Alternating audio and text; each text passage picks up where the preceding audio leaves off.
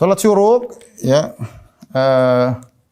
pertama khilaf yang disepakati para ulama disyariatkan setelah subuh, salat subuh, berzikir di masjid ya hingga syuruk, hingga matahari terbit. Kemudian juga disyariatkan salat duha. Ini jelas, ini amalan Nabi SAW.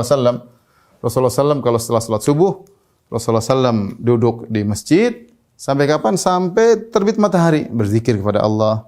Kemudian disyarat salat duha. Kalau setelah itu orang lanjut salat duha, oke. Berarti duduk di masjid sampai waktu duha, kemudian salat duha itu disyariatkan. Itu disyariatkan.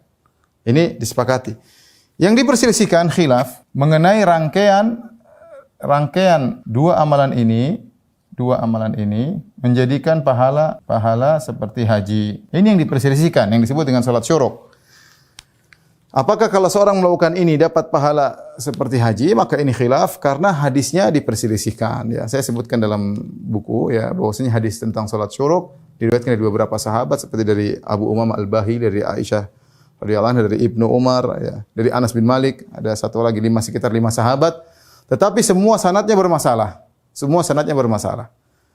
Tinggal para ulama berbeda ijtihad. Apakah jalur yang banyak ini dari 5 sahabat saling menguatkan sehingga menjadi derajat hasan? Ini pendapat sebagian ulama seperti ulama Syekh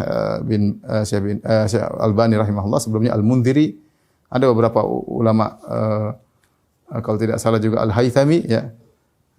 Al-Haythami, kemudian Al-Mundziri, kemudian Syekh bin Baz, Syekh Utsaimin, Syekh Albani, mereka mengatakan hadisnya menjadi hadis hasan.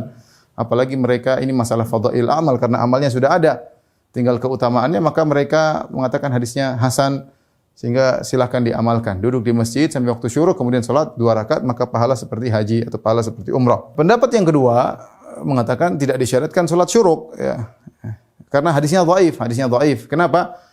Jalurnya banyak tapi semuanya dhaifnya parah. Semuanya dhaifnya parah sehingga la yanjabir, tidak saling menguatkan antara satu dengan yang lainnya. Ketika tidak saling menguatkan satu dengan lainnya maka hadisnya dhaif, maka tidak bisa diamalkan. Tidak bisa diamalkan ya.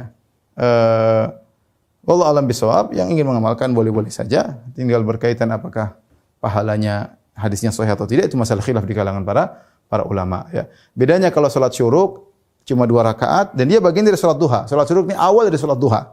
Di awal dari salat duha, tetapi syaratnya salat syuruk kalau mau dapat pahala harus sejak salat subuh duduk di masjid sampai waktu syuruk baru kemudian salat. Adapun salat duha ya boleh di rumah. Jadi salat syuruk inilah salat duha yang spesial kalau bahasa kita. Salat duha yang spesial adalah salat syuruk karena pahalanya spesial.